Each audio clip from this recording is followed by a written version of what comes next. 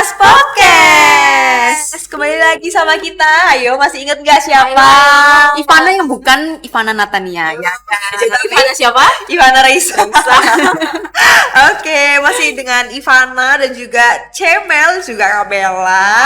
Nah, kali ini kita mau belajar tentang tema yang khusus spesial, yaitu dihajar untuk belajar. Nah, iya, kalau minggu lalu kita udah belajar tentang definisinya dari suffering and pain itu apa, datangnya dari mana. Nah, kali ini kita mau bahas yang lebih lanjut, yaitu dihajar untuk belajar.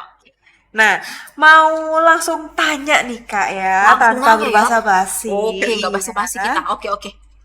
Nah, sebenarnya suffering ini bisa dialami oleh siapa saja ya? Apakah hanya mereka yang sudah bekerja? Karena katanya kalau bekerja itu kan lebih kompleks gitu ya. Iya, Atau bahkan di masa studi udah bisa mengalami suffer?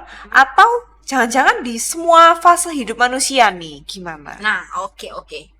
Ini pertanyaan yang sering banget ditanyakan orang-orang, tapi mereka masih sulit untuk paham kayak gitu. Nah, Yuters, semua orang ya, catat, semua orang itu bisa Semua suffering. orang. Semua orang. Nggak terlepas dia mau kerja, dia studi, atau dia mungkin masih kanak-kanak, semua tuh pasti mengalami suffering kayak gitu. Jadi penderitaan itu dia bisa nimpa siapa saja, dan penderitaan itu dapat menimpa manusia dalam segala keadaan. Tapi kalau misalkan kayak kemarin kalau kalian dengar di podcast yang minggu lalu, ada orang-orang yang kelihatan sepertinya nggak punya masalah kayak gitu. Kayaknya orang ini dia nggak mengalami suffering nih kayak gitu kan. Iya, Tapi benar. dia itu ngalamin kayak gitu. Sekarang istilahnya kayak gini lah ya teman-teman. Gak mungkin kan kita nunjukin kelemahan kita di depan orang lain. Gak mungkin kita nunjukin sesuatu yang kurang dalam diri kita. Insecure gitu ya, kalau tahu kekurangannya tuh insecure. Pasti harus ditutupin sedemikian rupa. Contohnya lah ada bekas jerawat sedikit di pipi kiri atau pipi kanan. Wah, Dipakai buat concealer, cewek-cewek iya banget. Pasti ditutupin pakai concealer lah, foundation lah, bedak dan sebagainya. supaya nggak kelihatan gitu ya. Dan tetap cantik. Iya dong, kan kita harus menampilkan yang terbaik di luar kayak gitu kan. Jadi orang-orang yang nggak kelihatan mereka mengalami penderitaan itu pun ngalamin kayak gitu. Tapi dia bisa mengcover, dia bisa nutupin dengan sedemikian rupa sehingga orang tuh lihat dia happy kali hidupnya. Orang bisa lihat hidupnya tuh kayak nggak ada beban, enak kali, enjoy kali orang ini. Tapi balik lagi nggak semua semua orang itu pasti mengalami yang namanya penderitaan, mau jenis kelaminnya apa, usianya berapa, pasti penderitaan itu menimpa setiap orang yang masih bernapas kayak gitu. Setiap orang yang bernapas itu pasti mengalami hal ini, entah itu dia menjalani kehidupan dia dalam kesalahan maupun kebenaran, pasti dia mengalami penderitaan. Oke, gimana guys? Oke. Jadi semua orang tuh ngalamin suffering. Tapi apakah ini Kak, kita tuh apakah dipanggil untuk menderita? Karena di Alkitab tuh mengatakan di 2 Korintus 12 ayat 9. Tetapi jawab Tuhan kepadaku, cukuplah kasih karuniaku bagimu, sebab justru dalam kelemahanku lah kuasaku menjadi sempurna. Sebab itu terlebih aku suka bermegah atas kelemahanku supaya kuasa Kristus menaungi aku. Nah, itu jadinya apakah emang kita dipanggil untuk menderita karena dasar dari ayat ini kayak gitu. Oke. Jawabannya kita tidak dipanggil untuk menderita, tapi mengikut Kristus artinya kita harus memikul salib. Tapi bukan berarti kita dipanggil untuk menderita. Makanya tadi di awal di podcast minggu lalu tuh saya jelasin, neraka tuh nggak diciptakan untuk manusia. Jadi kita tuh nggak diciptakan untuk mengalami penderitaan itu. Tapi mengikut Kristus kita harus pikul salib. Karena balik lagi kita sudah jatuh dalam dosa, sudah mengalami penderitaan. Nah, ketika kita memikul salib ini, teman-teman, Tuhan itu nggak serta-merta tinggalkan kita sendirian. Dia nggak biarkan kita gitu aja. Maka banyak orang Kristen salah memahami makna memikul salib. Kirain bakal ditinggal sendirian, ngejalanin sendirian, kayak gitu. Tapi enggak. Memikul salib itu kan syarat yang diwajibkan Tuhan Yesus bagi setiap orang yang mengikut dia. Maka dia pun nggak hanya ngasih syarat, tapi dia memberikan kekuatan. Dia tetap ada bersama-sama dengan kita untuk melewatin setiap penderitaan yang harus kita pikul oleh karena salib itu. Maka teman-teman, kita menderita, kita memikul salib itu bukan karena kita melakukan tindakan kriminal, kayak gitu ya. Bukan karena kecerobohan kita, bukan karena kita melakukan hal yang bodoh atau kekeliruan kita, tapi karena kita berpegang teguh kepada perintah Kristus. Maka, sebagai manusia yang lemah dan terbatas ini, penderitaan itu kan pasti membuat kita menjadi tidak berdaya kan? Siapa yang sanggup memikul salib? Siapa yang sanggup memikul penderitaan dia sendiri? Kayak gitu, yang tadi dibilang putus cinta aja udah ngerasa berat kali kan penderitaannya. Loh, kita karena manusia lemah dan terbatas, maka kita pasti nggak sanggup untuk menanggung segala hal ini. Nah, teman-teman, dalam kelemahan dan keterbatasan kita inilah kuasa Tuhan bekerja secara sempurna. Makanya dikatakan justru dalam kelemahanlah kuasaku menjadi sempurna. Teman-teman, ada satu kisah yang dialami, saya rindu sih kita bisa dengerin kisah ini ya. Jadi ada seorang komponis dunia yang terkenal, dia namanya Ludwig van Beethoven. Mungkin kalau teman-teman bisa cari informasinya ya, kayak gitu. Jadi menjelang usianya yang ke-30 tahun, dia terserang penyakit telinga dan membuat dia tuli. Yuk terus coba kita bayangkan, seorang komponis lagu tapi dia tuli, gimana? Kayak Wah, gitu kan. gimana ya? Gak Seorang kebayang komponis sih. lagu tapi dia tuli, dia nggak bisa denger apa-apa. Gimana dia bisa menciptakan lagu kalau dia nggak bisa denger apa-apa? Kayak gitu. Nah, tetapi dalam kesedihannya ini, dia menulis seperti ini. Aku merasa sepi, sangat sepi, tetapi aku merasa Tuhan dekat. Wih, gimana tuh?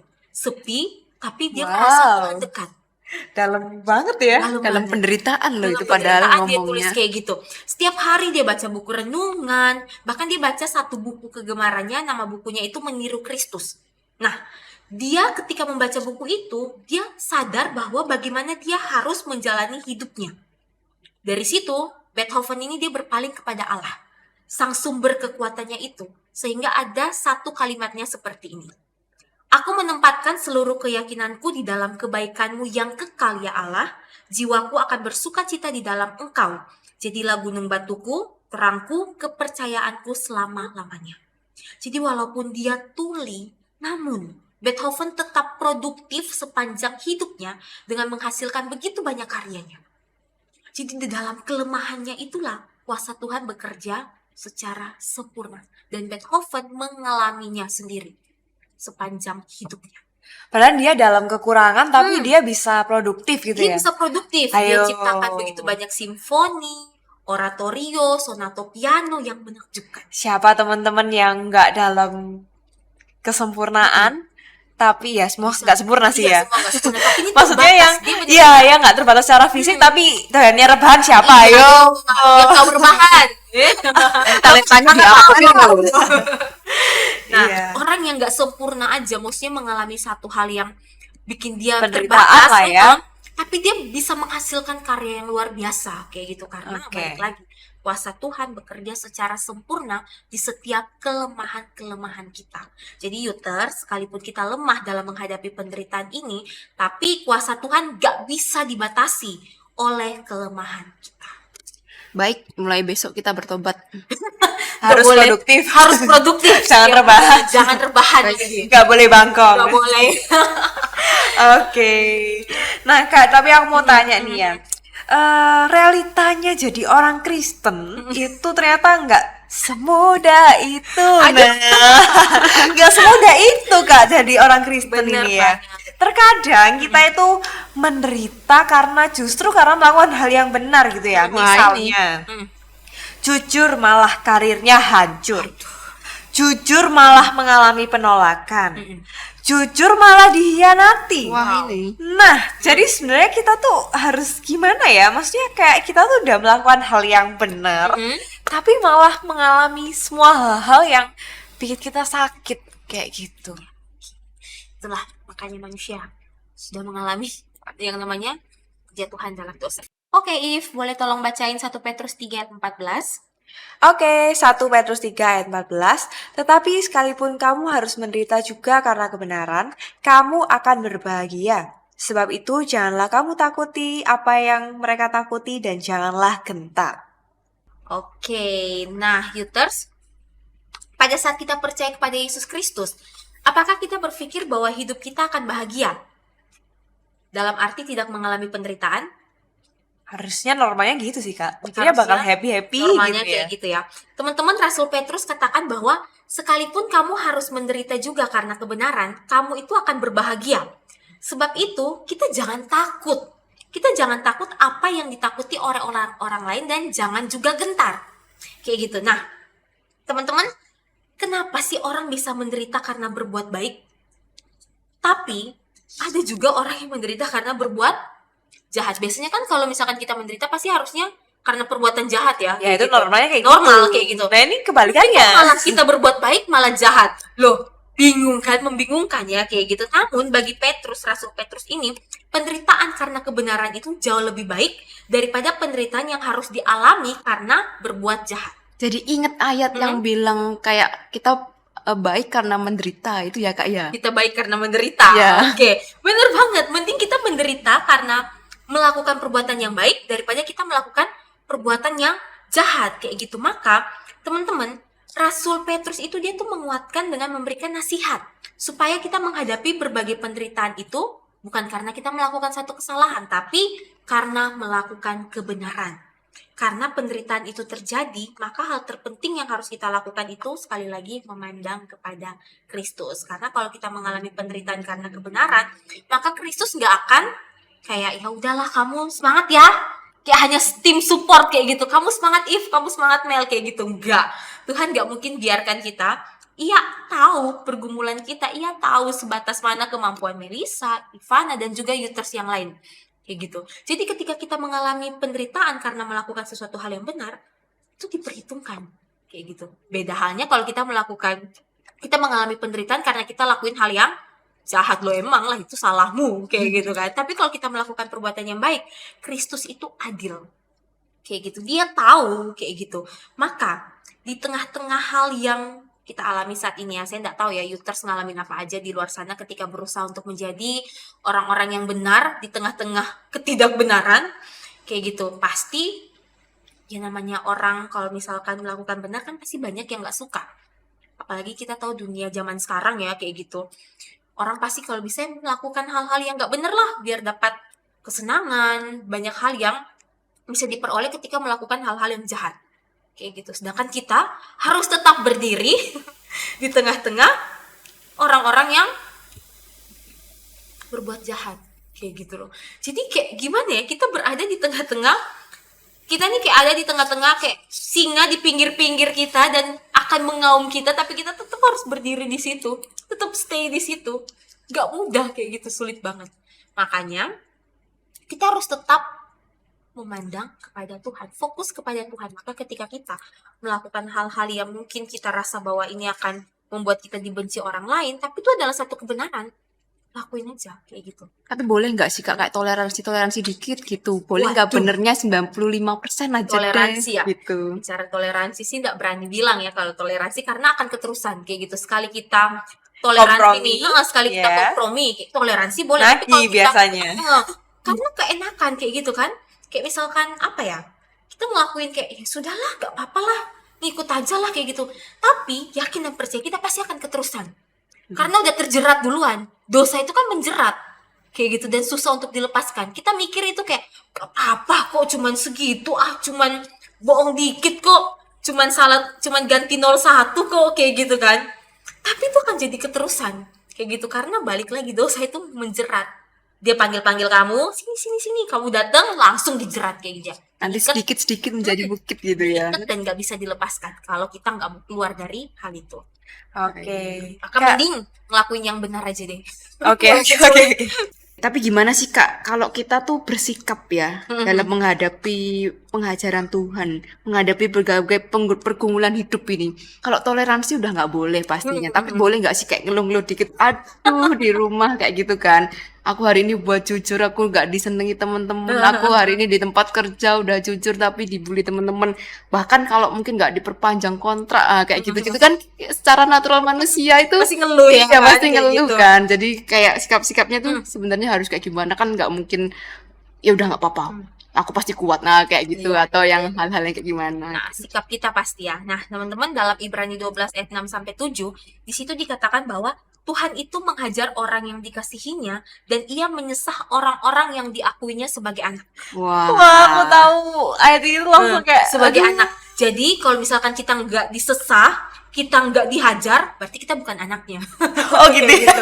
Langsung kesimpulannya Oke, kayak oke, gitu. oke. Nah, teman-teman, karena kita anaknya, maka kita pasti menanggung ganjaran. Kita pasti akan dihajar karena Allah perlakuin kita itu ya karena kita anaknya kayak gitu. Gimana sih dapat anak yang nggak dihajar oleh ayahnya kalau dia ngelakuin salah?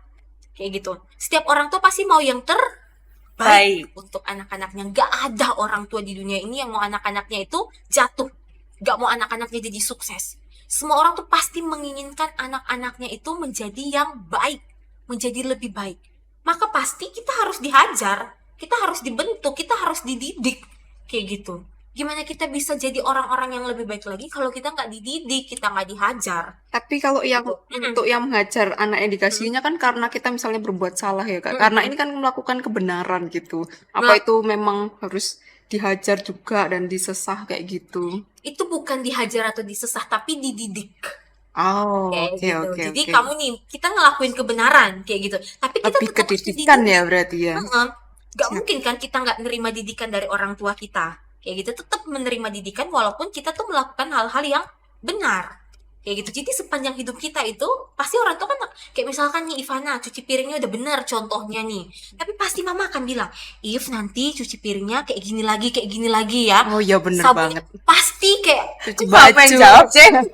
Kan contohnya aku. iya. Aku gitu juga Iya, Mas. jadi maksudnya kita udah ngelakuin yang benar tapi masih tetap bukan diomelin sih, masih tetap dikasih tahu kayak gitu Supaya padahal lebih baik iya, lagi gitu bener. ya. Padahal udah Lebih bener perfect. ini kita ngerasa kayak loh ini lo udah bener pakai sabun banyak-banyak tapi pasti mama tuh kayak nanti kayak gini ya, nanti ini ya naruhnya kayak gini ya, kayak gitu tetap diingatin. Jadi kita tuh tetap dididik walaupun udah melakukan hal-hal yang benar. Karena mungkin kita itu ibarat kayak bejana gitu ya, Kak. Wah. Terus Tuhan itu yang membentuk bejananya gitu ya. Jadi membentuk Emas yang murni ya. emas yang murni, mau dapetin emas yang murni kalau nggak di apa Api-api dulu. masuk api lah, dipukul lah, di sebagainya itu kayak bener-bener kan gak bisa jadi emas yang murni kan kayak gitu. Makanya penderitaan itu kan untuk memurnikan iman kita. Jadi kalau udah berbuat bener tapi masih dididik, ya terima aja karena itu memang didikan Tuhan itu bukan hanya karena kita ngelakuin hal yang jahat, tapi hal yang baik pun tetap akan terus ada didikan. Tujuannya supaya kita menjadi orang-orang yang lebih baik lagi. Maka kalau kita dihajar ya tetap taat. Kayak gitu. Nggak Taat, mungkin ya, tetap taat. taat. Taat tau nggak artinya? TAAT. Apa itu? Huruf-hurufnya ya, Cek. Oh iya. Taat. Ayo, ada Taat yang itu tahu? apa ya? Tak kasih Nurut, permen. nurut. Nurut gitu. Bener nggak? Ikut. Kasih tau nggak ya? Taat. T-nya tidak. Oke? Oke. A-nya ada. A-nya alasan. T-nya lagi titik. Tidak ada alasan. Titik. Loh, kan dari TAAT ada panjangannya ternyata. Apa, Mel? Tidak. Tidak ada Ada alasan titik. Jadi kalau udah bilang taat berarti nggak ada Alasan lagi. titik. Harus Nggak nurut koma. gitu ya. Gitu, benar. Maka semua yang terjadi dalam hidup kita itu untuk menyadarkan kita menjadi orang-orang yang lebih baik lagi. Makanya tadi Memel bilang, kalau udah melakukan kebenaran masa masih dididik, ya tetap harus dididik untuk menjadi orang-orang yang Lebih baik lagi. baik lagi. Tapi Kak, gitu ya. Kalau apa ya, sisi manusiawi kita itu tidak menutup kemungkinan ketika kita mengalami penghajaran tanda kutip gitu ya, maksudnya Iya, iya. didikan dari Tuhan, itu tuh bisa ada yang sampai trauma gitu loh. Nggak Wah. mungkin baik-baik saja. Benar, gitu. benar. Nah, contohnya ini mungkin mau ngangkat tema yang praktikal gitu ya. Ada teman-teman yang mungkin keluarganya itu broken home gitu kan ya. Terus dia jadi trauma. Nah, apakah ini juga bisa termasuk jadi didikan dari Tuhan gitu? Dia diizinkan di kondisi keluarga yang broken home. Terus dia harus gimana gitu nyembuhin traumanya? Oke, menyembuhkan trauma gitu ya dari penghajaran atau didikan Tuhan. Nah, Yuters, pengajaran dari Allah itu sekali lagi bermaksud untuk mendidik kita, anak-anaknya, pastinya ya, untuk mendatangkan kebaikan bagi setiap kita. Bukan malah sebaliknya. Kayak gitu, Allah nggak pernah merancangkan yang jahat bagi setiap kita. Nggak pernah itu di Alkitab dikatakan bahwa Tuhan merancangkan hal yang jahat bagi kita. Anak-anaknya nggak pernah. Maka teman-teman, orang-orang yang contohnya dia bisa mengalami trauma karena penghajaran atau didikan dari Tuhan ini, contohnya lah ya, orang-orang yang mengalami broken home. Kayak gitu. Kenapa dia bisa sampai trauma? Karena dia nggak ngerti. Dia nggak mampu mengerti Allah yang penuh kasih dan Allah yang penuh dengan keadilan. Kayak gitu. Karena dua hal ini harus dipahami dengan benar. Karena sangat penting. Ketika orang mengalami trauma waktu dididik atau dihajar oleh Allah, dia hanya memikirkan bahwa, loh, Allah kan kasih. Kenapa aku menerima hal seperti ini? Kenapa didikannya kayak gini? Kenapa penghajarannya kayak gini? Kenapa keluarga aku harus seperti ini? Kayak gitu. Dia hanya tahu bahwa Allah itu kasih. Tapi dia nggak tahu bahwa Allah itu adil juga. Kayak gitu. Saya nggak bisa bilang, broken home itu kan pemicunya banyak ya, teman-teman. Kita nggak bisa bilang hanya karena mungkin salah papanya, atau salah mamanya, atau salah dua-duanya, kayak gitu. Tapi pasti ketika ada hal yang, tadi saya balik lagi, penderitaan itu nggak pernah berasal dari Allah, kayak gitu. Otomatis broken home ini terjadi, Allah nggak turut campur di dalamnya. Balik lagi, entah itu faktornya eksternal atau faktor internal, kayak gitu. Tapi kebanyakan mungkin faktor internal, tapi bisa juga faktor eksternal, kayak gitu. Nah, ketika mengalami trauma dalam hal ini, contohnya dalam penghajaran Allah lewat broken home, kayak gitu, balik lagi, kita hanya paham tentang kasihnya Allah, keadilannya Allah kita nggak ngerti, sehingga bikin kita trauma. Tapi kalau kita paham dua hal ini, yakin deh, trauma itu pasti bisa kita, kayak apa orang bilang, hadapin, kayak gitu loh. Karena kita ngerti Allah kasih, tapi dia juga adil. Otomatis ketika keluargaku kayak gini, kita nggak bisa langsung nyalahin Allah. Loh, kok keluarga yang sana papa mamanya akur, saling sayang, tapi kok papa mamaku kayak gini? Secara nggak langsung kita sudah menyalahkan Tuhan. Kayak membeda-bedakan kayak gitu. Akhirnya apa? Kasih dan keadilannya Allah itu gak kita pahami dengan benar. Makanya teman-teman, kasihnya Allah dan keadilannya Allah itu berjalan beriringan.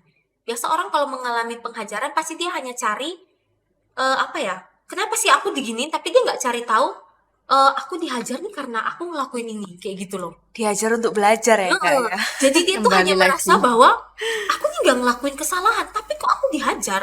Loh Tuhan, gimana sih ini, kok aku malah menerima penghajaran, kok aku malah dididik, padahal aku nih ngelakuin hal-hal yang baik ya, contohnya kayak gitu.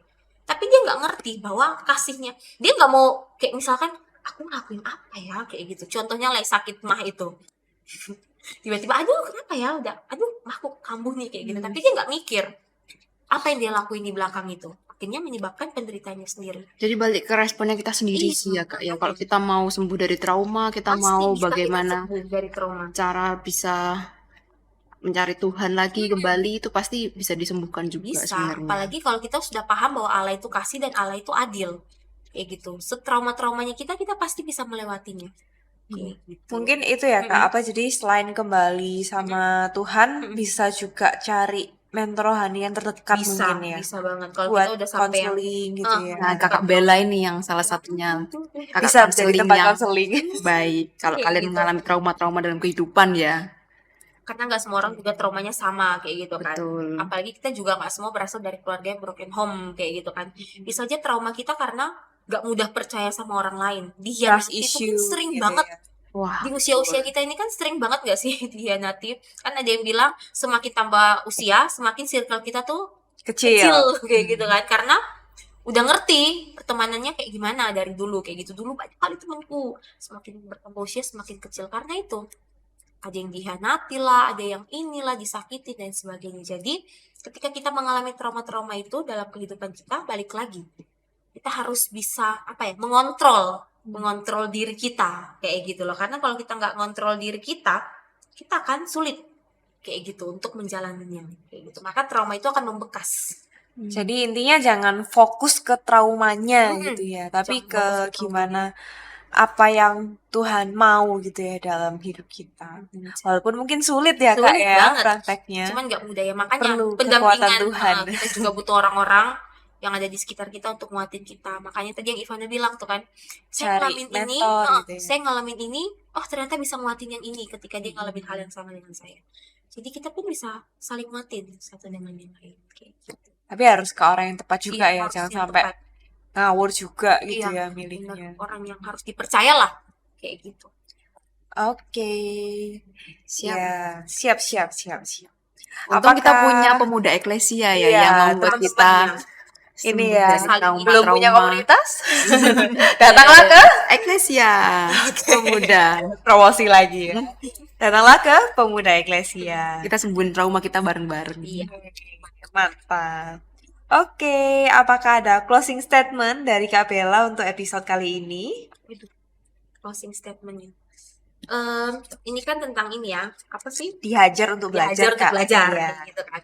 Jadi teman-teman, Peters, didikan Tuhan itu tidak akan menghancurkan, kayak gitu, tetapi membangun kehidupan menjadi lebih baik. Nah, mereka yang berlutut menghadap Tuhan akan selalu bisa berdiri menghadapi siapapun. Jadi jangan takut dididik, dihajar sama Tuhan, dan juga jangan takut berdiri di hadapan orang-orang yang ada di sekitar kita. Luar Oke. biasa. Mantap. Quotes kita of this week. Jangan pernah takut untuk melakukan kebenaran. Iya, Woi. benar. Karena Tuhan pasti beserta. Oke.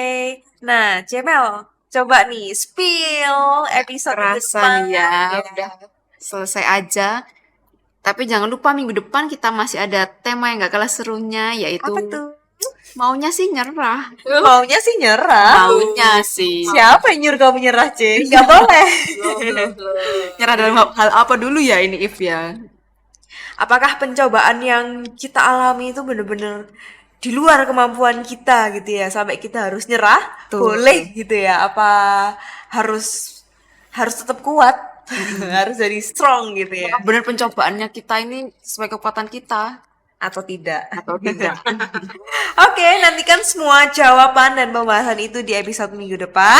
See you next week and bye-bye Yuta!